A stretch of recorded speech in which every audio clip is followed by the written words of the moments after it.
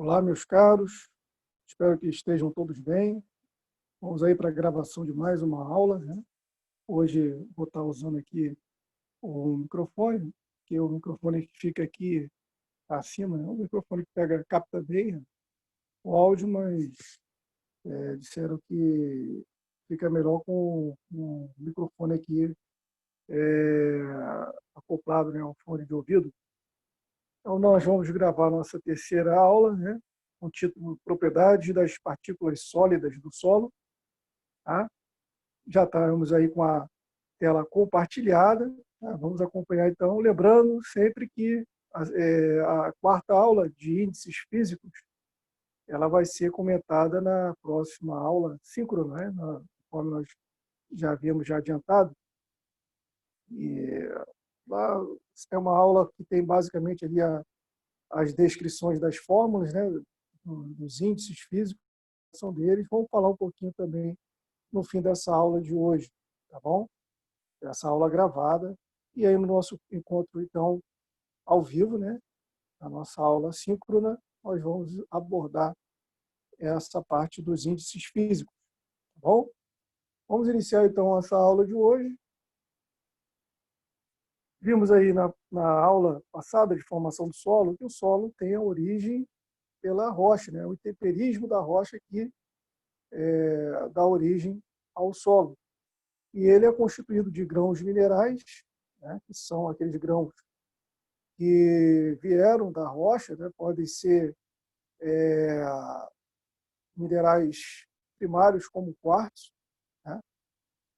Ou minerais secundários, como aí boa parte dos minerais argílicos, né? São minerais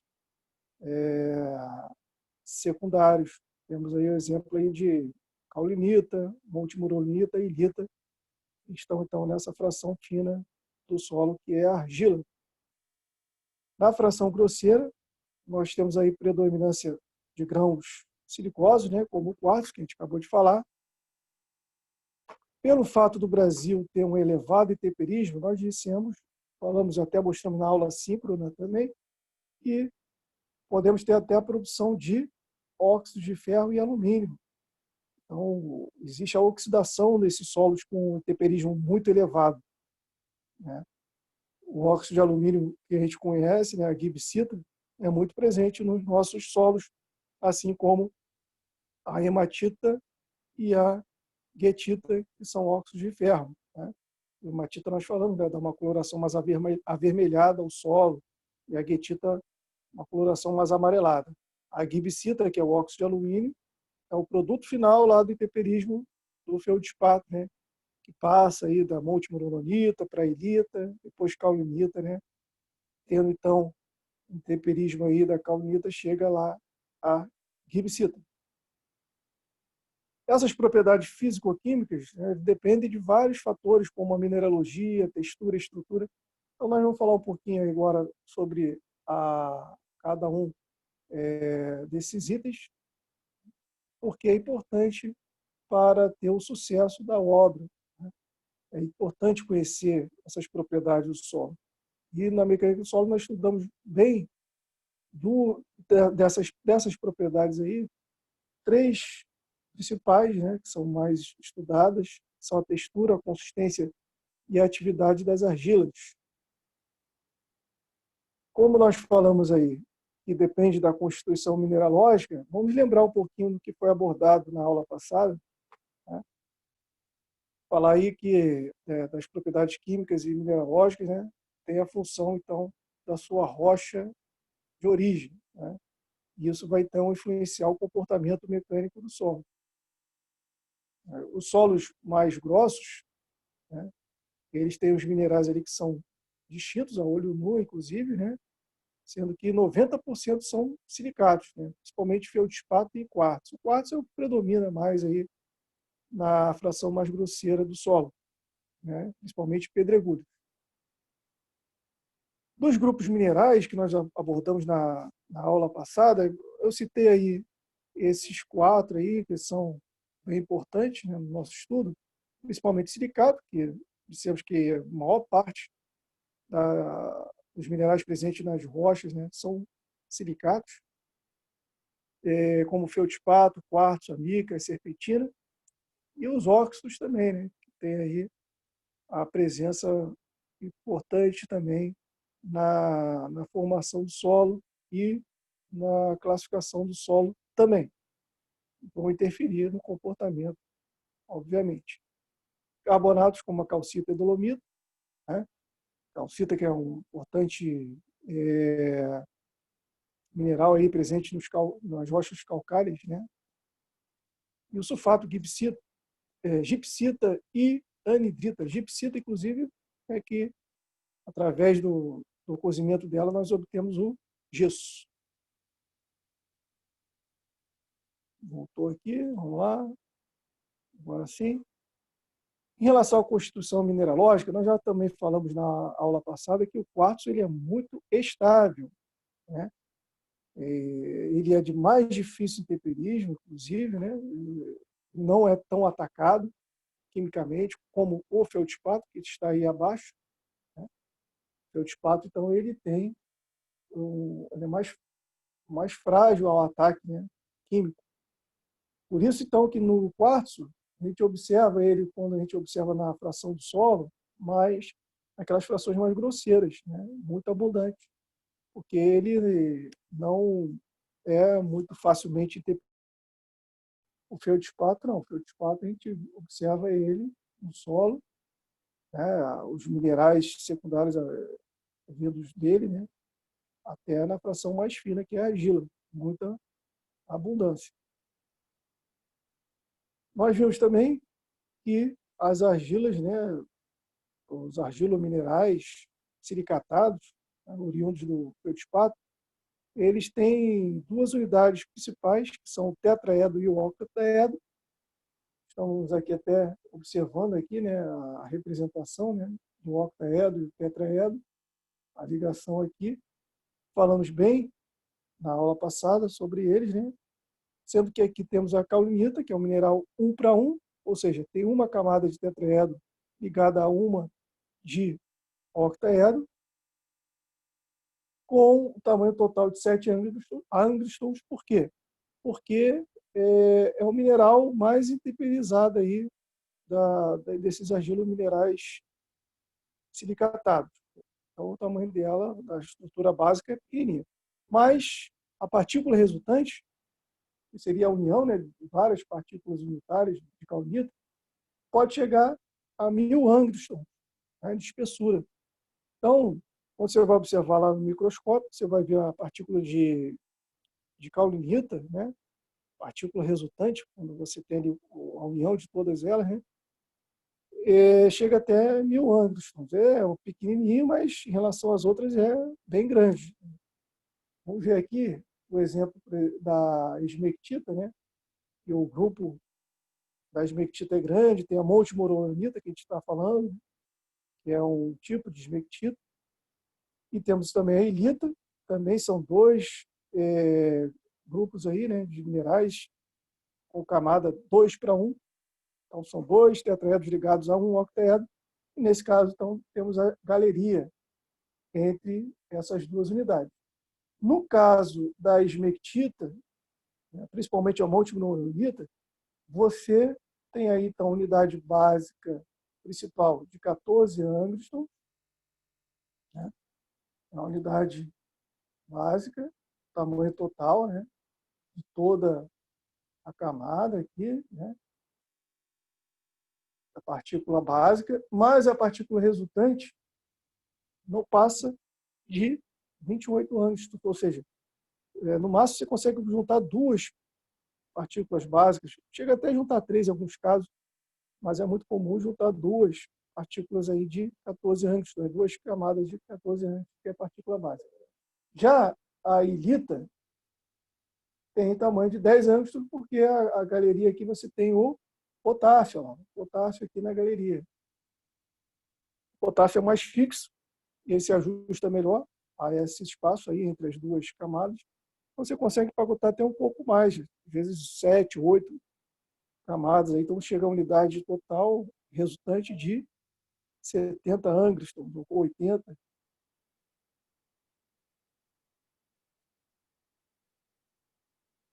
Nesse caso, como a caulinita ela tem um tamanho maior resultante em relação às outras duas, a sua superfície específica é menor delas, embora, considerando aí, né, sendo argila, né, fração argila, é muito grande a superfície específica da caulinita. Nós falamos um pouquinho, né, na última aula o que seria superfície específica, demos até o exemplo, quem não pegou aí, tenta ver com algum colega. Nós fizemos um desenho para explicar, exemplificar o que seria superfície específica, né? A soma de todas as áreas,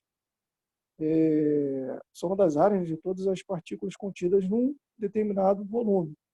Você pega, então, a área total de exposição, né, de uma partícula, soma toda a área dessas partículas aí que estão num determinado volume. Então, obviamente que uma partícula de tamanho bem grande, ela vai ter uma superfície específica menor do que uma pequenininha. Por quê? Porque a pequenininha, individualmente, ela vai ter, é claro, uma superfície específica menor, uma área total, né, menor de contato. Mas se você botar num volume igual àquela partícula grande, a superfície específica, então, que seria a soma de todas as áreas dela,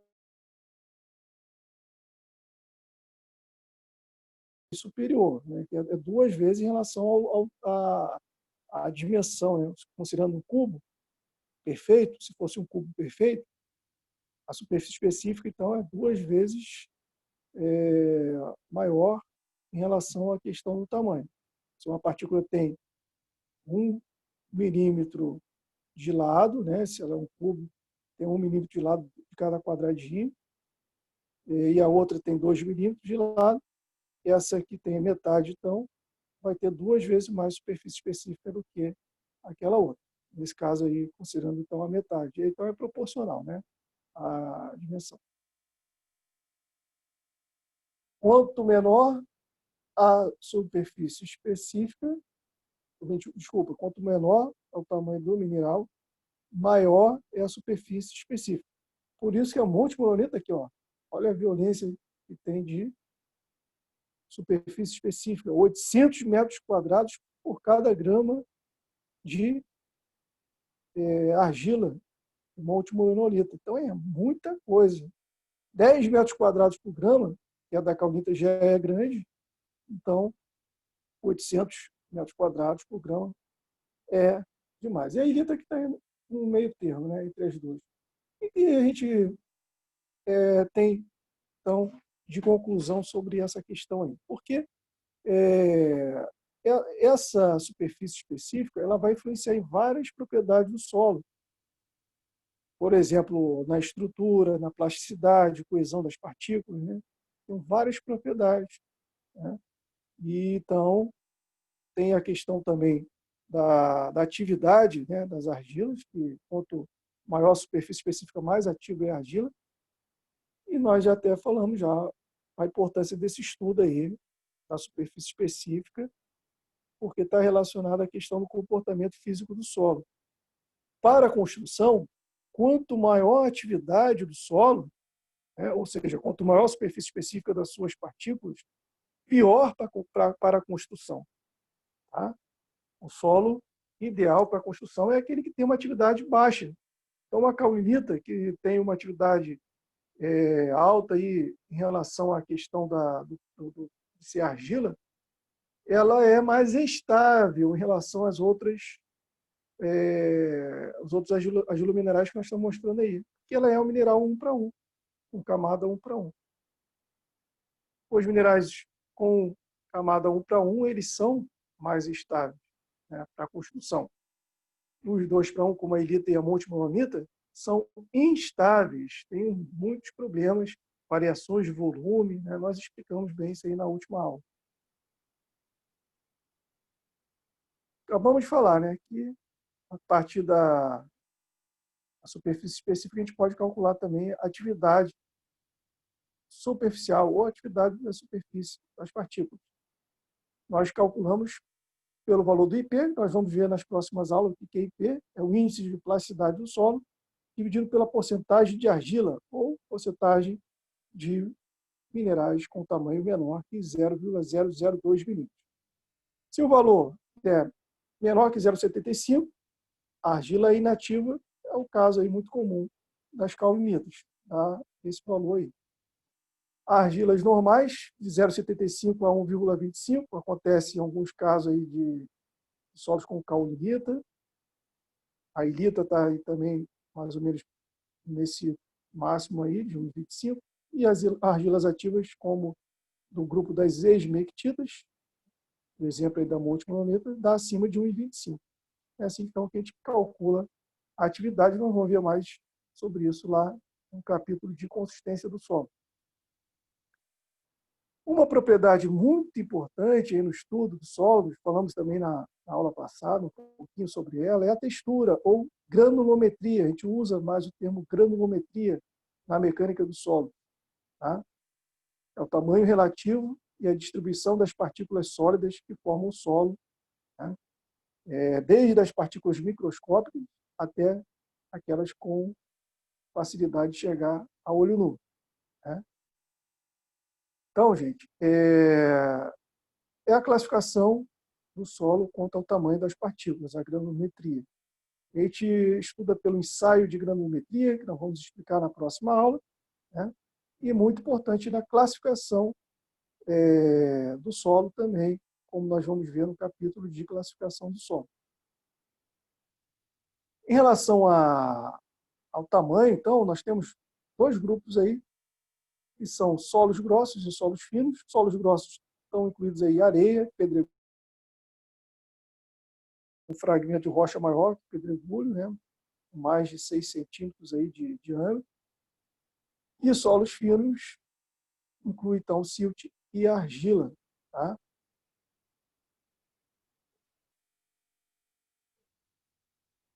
Essa questão aí dos solos finos, né? Nós temos os solos grossos, né? A classificação textural tem influência, então, nós temos aí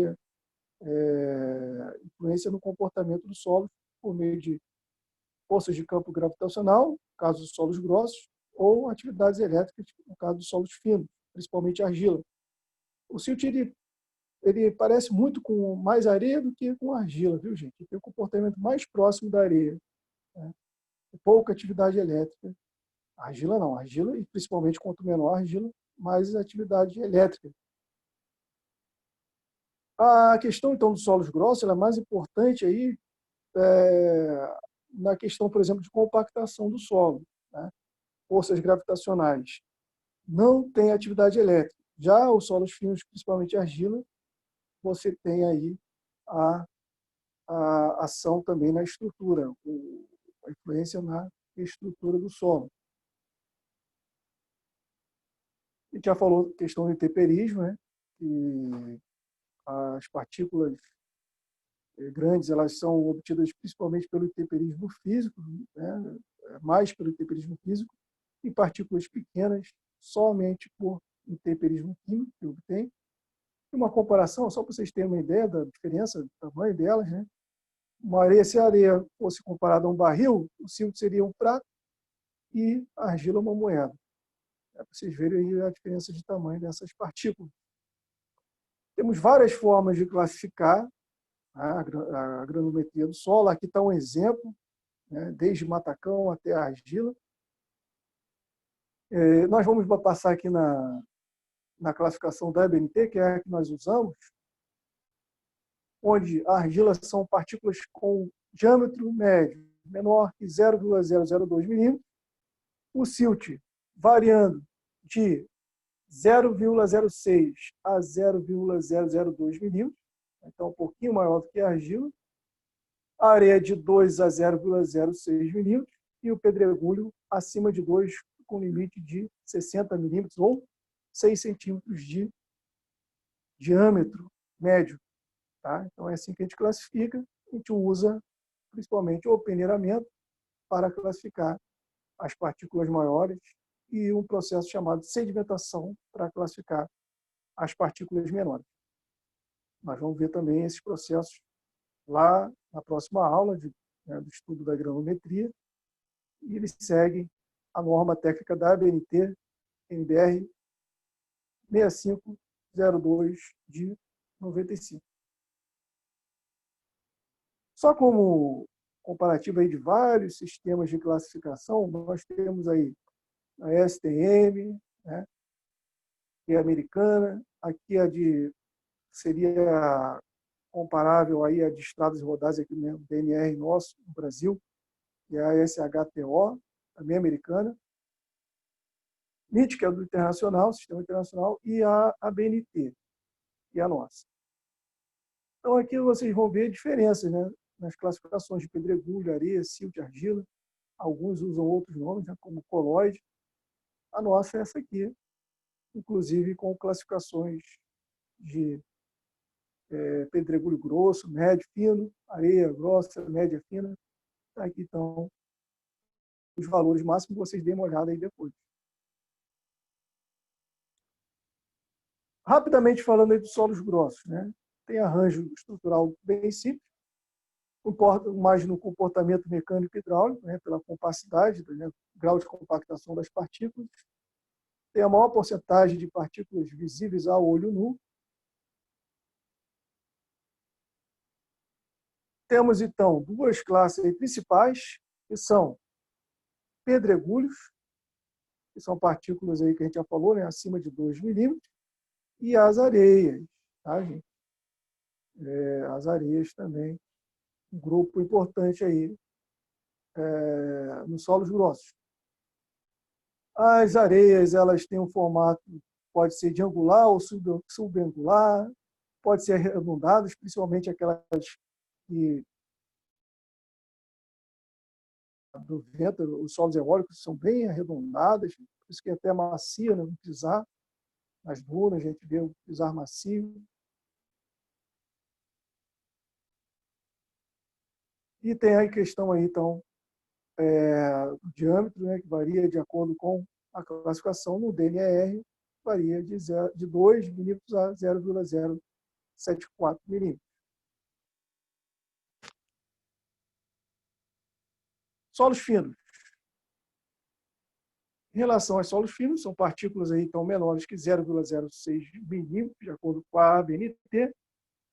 Partículas que têm forças aí que intervêm nos processos de estruturação do solo, como nós já falamos, tem uma atividade elétrica muito grande, então ela vai interferir na estrutura do solo.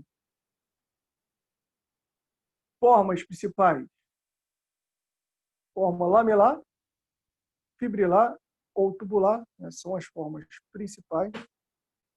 E o comportamento é definido, então, pelas forças de superfície, principalmente a questão da superfície específica, aí, que vai determinar bastante aí o comportamento desse solo. Grupos principais: argila e silt. A argila ela geralmente apresenta uma ou duas direções principais, mais afinada, né? Vai mostrar nas próximas aulas como é que seria aí a apresentação da argila no microscópio. Mais ou menos assim, eu vou mostrar aqui para vocês, mais ou menos assim, o formato da argila no microscópio, né?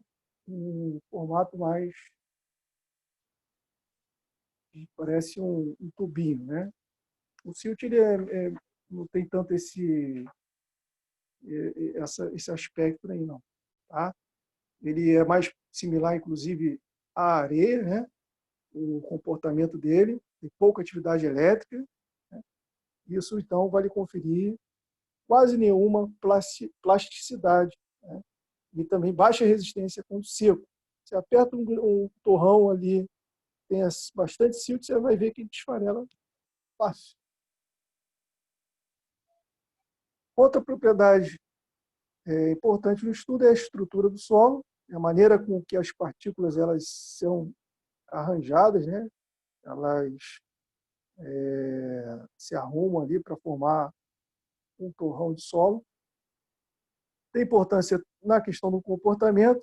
Lá no capítulo de compressibilidade, a gente vai ver, né, que a estrutura é importante, resistência ao cisalhamento e até mesmo a permeabilidade.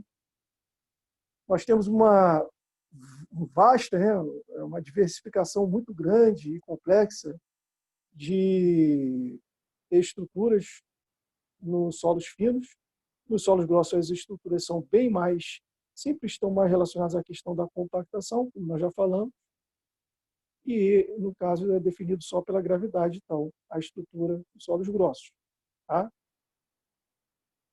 Aqui um exemplo, gente, da estrutura aí, então, A e B para solos grossos. Uma areia, ela pode ser, então, classificada como solta ou fofa, quando as partículas estão mais distanciadas uma das outras, ou compacta, quando as partículas estão mais próximas. Na estrutura dos solos finos, nós temos aí uma gama maior, né, de tipos de estruturas. Temos aí duas aí, que seria floculada, né, ponta-face, que é a ligação, vamos dizer aí, ó, por exemplo, as estruturas de argilas aí, como estão representadas aí, né, são mais afinadas, como eu disse. Elas contêm essa ligação ponta-face, né? A face seria essa parte maior e a ponta, a parte menor, né, da argila. Quando você tem essa ligação, significa então que o solo tem muita atividade ali. Okay? Quando você tem uma ligação, você precisa juntar três, né, duas, às vezes até quatro partículas com ligação face-face para dar carga suficiente para puxar outro conjunto. Então, aí a gente considera dispersa, né, o tipo de estrutura formada. Uma coisa interessante, só como curiosidade, quanto maior a quantidade de argila 2:1, obviamente, tem mais carga ligação ponta-face. Mas tem uma coisa interessante que a natureza promove também nisso aí, né? Na estrutura dispersa, que é muito comum na caolinita, né? Se você tiver intemperismo da caolinita gerando óxido, volta a ter mais atividade do solo e ligação pela presença desses óxidos de ferro, óxido de alumínio, né, presente no solo, volta a ter uma ligação mais ponta-face. Né? Engraçado. A estrutura do solo, gente, também tem a questão aí das forças predominantes, né, tem as forças de Van der Waals, né, e de ligações secundárias, né, para atrair as partículas. E essa questão aí de estrutura floculada e dispersa é engraçado para definir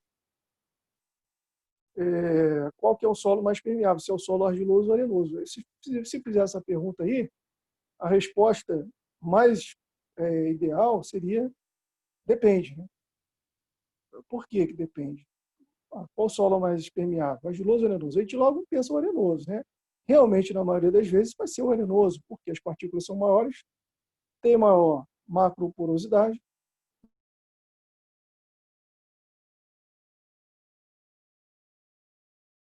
a água é mais favorecida. Então, a permeabilidade também será. Mas se o solo argiloso for de estrutura floculada, né? O exemplo aí do solo de gibsítico, né? Que tem muito óxido de alumínio, né? Muito temperizado. Né? Então, tem muitas estruturas ali, nós chamamos de granulares, né? Então, também tem muito espaço vazio ali para passar água.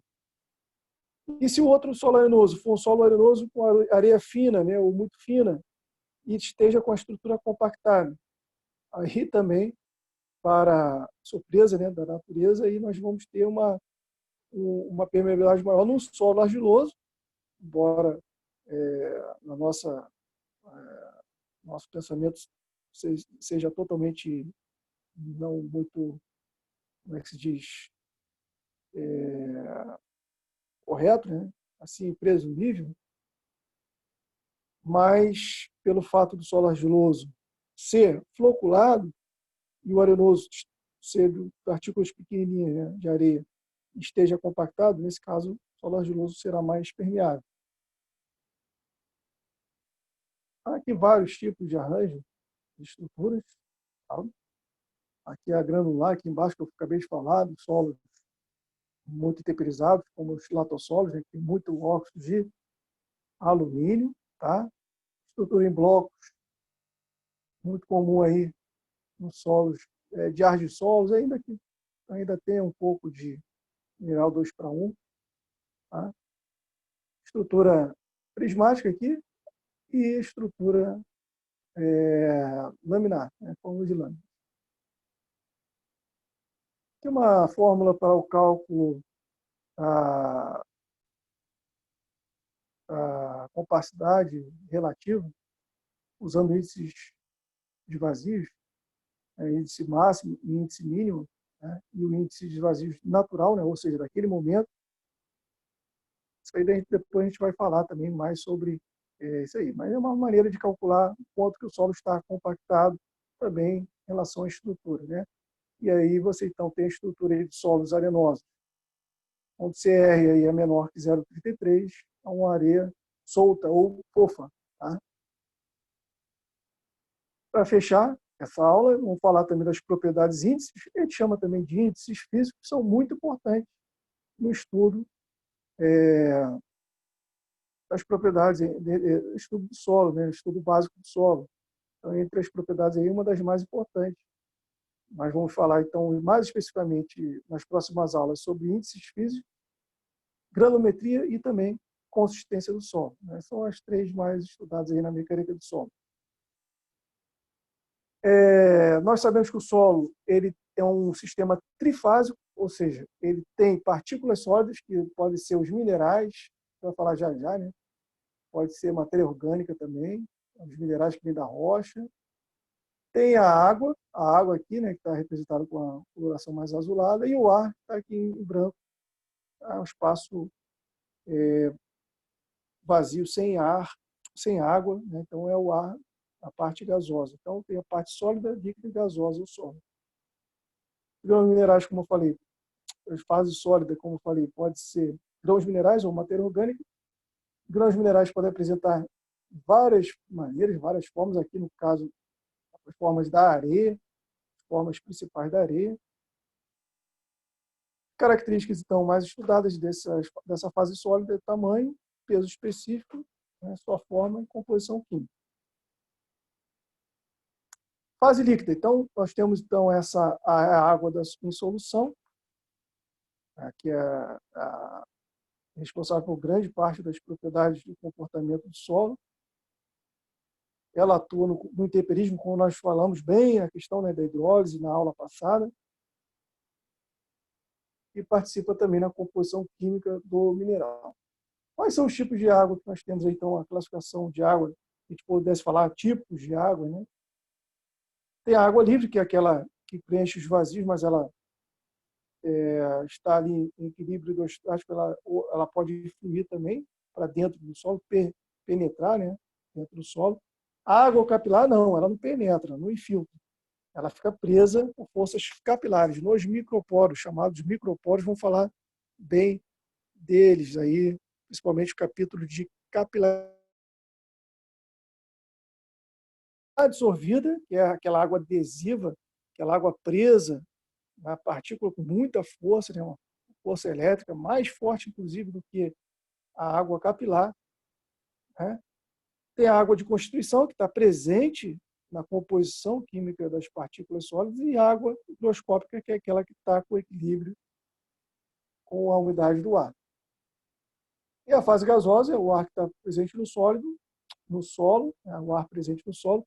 Uma coisa interessante da fase gasosa é que tem 10 vezes aproximadamente mais CO2 do que o ar da atmosfera, porque ele não tem muita dissipação, né, do ar dentro do solo, e tem atividade ali de organismos que são aeróbios. Aeróbios é que absorve o oxigênio e né, solta CO2, ou usam o O2, então, para seu metabolismo. Então, ali tem uma concentração muito grande de CO2 dentro do solo. Como já adiantei, as principais propriedades índices aí que nós vamos estudar são os índices físicos. Vamos fazer um breve resumo deles agora. Não vamos botar a aula no nosso na nossa plataforma aí, no nosso canal. Vai ser só na aula síncrona. Tem a granulometria também e a consistência, tá? Seria da próxima aula aí, nosso estudo. Importância aí, que indicam o tipo de solo que deverá ser utilizado para um determinado objetivo, ajuda a classificar também e prever o seu comportamento, né? O comportamento, a previsão do comportamento é o que vai também indicar, é o que a gente falou no início aí, a utilização aí para a obra. Se é bom para a obra ou não, né? Essas aí são características básicas, viu, gente? Tem outros estudos mais avançados, dependendo do tipo de obra, que são importantes, mas para você fazer um estudo básico do solo, são esses três grupos aí, tá? São usados, por exemplo, no cálculo toda a área de mecânica dos solos, desde fundações, dispositivos de drenagem, estabilidade de taludes, barragens. Então, tem uma importância muito grande esses três grupos, por isso que nós vamos falar bastante sobre eles aí nessas próximas aulas. Eu vou falar um pouquinho aqui agora sobre Vou trocar aqui a tela. Vou falar agora um pouquinho sobre os índices físicos, tá, gente? Então, aqui os índices físicos, né? Em relação aos índices físicos, eu não vou abordar com muita profundidade. Por que eu não vou abordar com muita profundidade? Porque aqui é questão básica, só vou falar alguns itens aí importantes para a gente estudar. Está carregando a tela aí. Quando carregar, a gente vai continuar. E nessa parte aqui, né, de índices físicos, nós temos essa figura, né, essa figura aqui que nós vamos usá-la para a definição de todos os índices físicos. Tá? Todos os índices físicos, então, são baseados nessa figura. Ao lado esquerdo, nós temos os volumes dos compartimentos do solo, né? E ao lado direito, as massas. Se nós pudéssemos dividir num recipiente o ar, a água e a parte sólida do solo, né? Nós teríamos então um volume de água, volume de sólido, assim como as suas massas. Como a densidade do ar, nós já falamos até isso nas aulas anteriores, é pequenininha, 0,001 grama por centímetro cúbico, não influencia, então, na massa dos cálculos aí de índices físicos. Tá? Já a água tem densidade de 1 grama por centímetro cúbico, todo mundo sabe, né? Então, ela vai influenciar. Então, nós temos que levar em consideração, assim como a massa das partículas, né? A massa do sólido. Então, a gente considera que, na nomenclatura, geralmente a gente usa MA ou MW, de acordo, né, com o uso. Geralmente a gente usa muito a linguagem em inglês, aí vocês vão ver aí os índices físicos, né, bem na linguagem inglesa, né? Então, W de water, né, e S de solid, ficou igual à língua portuguesa, né, como coincidência, né? E massa total seria massa de água mais massa de sólido. Temos aqui volume de ar, né? E, geralmente, né, a gente usa VA para volume de ar, ou vem de air, né? VW e VS. Por que a gente leva em consideração o volume de ar agora? No cálculo do volume total, né? E aí você tem até o volume de vazios, que é volume de água e volume de ar e de volume de água. Porque o ar pode não pesar, mas ele ocupa espaço.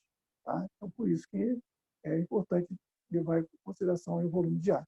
Então, a partir disso aqui, você tem todas né, os índices físicos, como as relações entre volumes, né, porosidade, grau de saturação, índices vazios, relações entre massas e volumes, ou pesos e volumes, massa específica total, massa específica das partículas, massa específica do solo seco. Então, todas as fórmulas estão aqui. A gente não vai abordar isso nessa aula assíncrona, como a gente já falou antes, né? A gente vai fazer a aula síncrona. e também a questão da relação de massa, que é a umidade, a principal dela, né? Bom, o que a gente vai abordar um pouquinho aqui? A questão dos ensaios de laboratório. Para a determinação de todos esses índices aí que nós vimos, só precisamos de 3 determinações em laboratório. A partir dessas 3 propriedades e índices, aí, esses 3 índices físicos, você obtém todos os outros, por cálculo. E a umidade, o peso específico ou massa específica do solo e a massa específica ou o peso específico das partículas sólidas. Nós vamos ver aí a nomenclatura de todas elas na próxima aula ciclo, né? Tá? E eu recomendo aqui a leitura do capítulo 1, né, da apostila lá, Caracterização Física dos Solos, que está lá no nosso CIGAR, né, na nossa página. Ela é da Universidade Federal de Juiz de Fora, uma apostila muito boa, que eu gosto de passar para vocês, né, como leitura. Está com o nome Apostila Solos lá no nosso arquivo, tá? Nossa caixa de arquivo lá. Determinação da umidade. Método padrão é o método da estufa, tá? A gente leva o material na estufa a 105 graus Celsius por 24 horas. E aí tem questão também da quantidade de material, viu, gente? Se for uma quantidade muito grande de solo, a gente pode estender, né, a metodologia padrão é 24 horas. Após esse período, então, a gente vai determinar o peso da amostra seca, né, a amostra seca após esse período da estufa.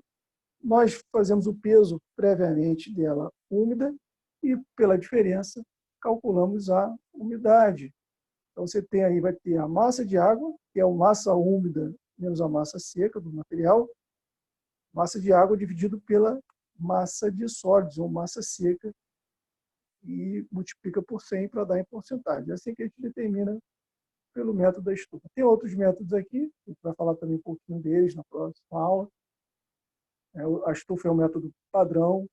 Tem um método SPEED que usa carbureto, que é o feito em campo para obtenção rápida, né, do resultado da umidade, que você precisa ter pressa.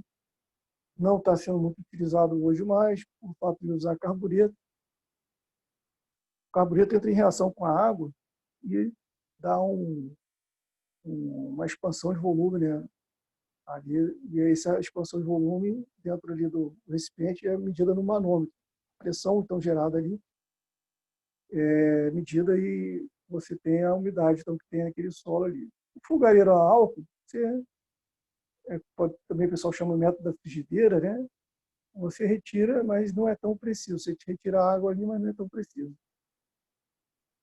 Outros métodos aí, estufa a 60 graus Celsius, sonda de nêutrons, que requer um treinamento, né, especial, e o TDR, que verifica por meio de passagem de eletricidade, né, constante de elétrica.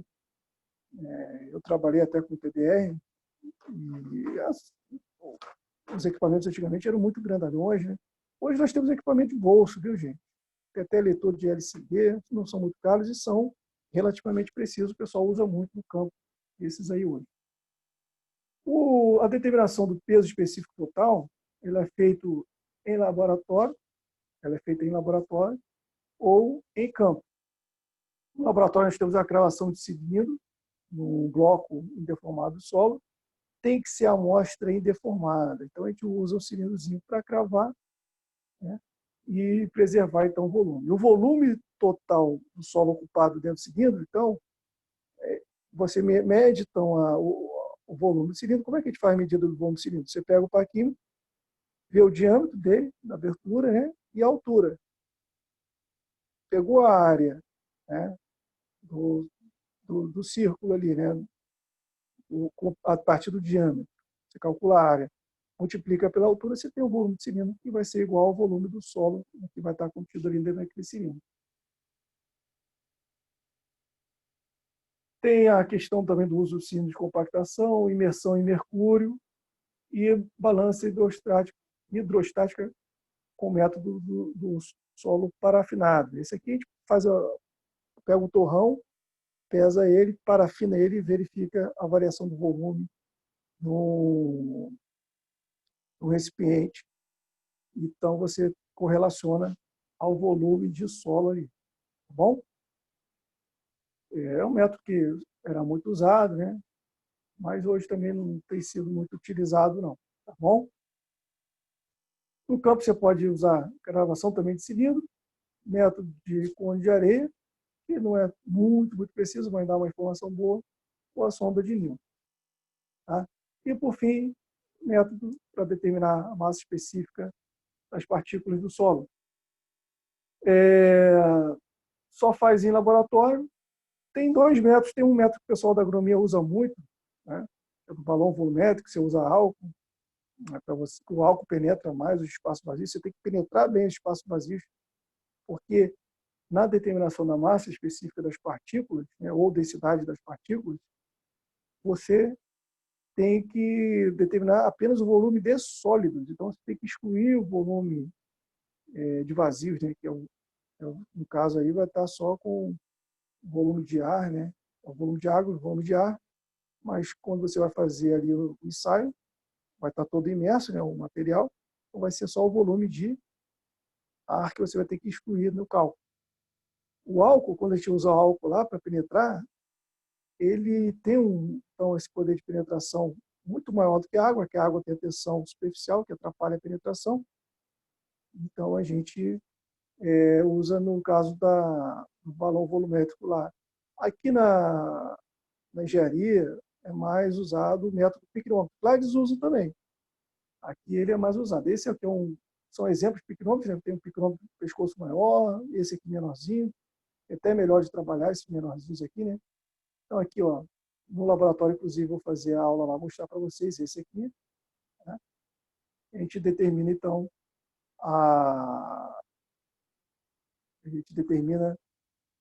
o volume de sólidos apenas, tá? Só o volume presente ali dentro da amostra. Eu vou explicar o passo a passo na aula prática lá depois para vocês, tá bom? Valores típicos aí, varia de 22 a 29 kN por metro cúbico, 2,5 a 2,7 gramas por centímetro cúbico, seria a média da densidade das partículas, tá? Muito próximo do 2,65, que é a densidade do quartzo, tá? Se você pegar areia, por exemplo, vai dar ali bem perto, se não tiver material férrico ali presente na areia, bem próximo de 2,65, que é a densidade do quartzo, porque o quartzo está muito presente na areia. Tá? Valores típicos aqui, e é isso, gente. Então, na próxima aula, nós vamos fazer uma abordagem melhor sobre esse tema aí, tá? E hoje, então, nós encerramos por aqui. Um abraço aí, pessoal.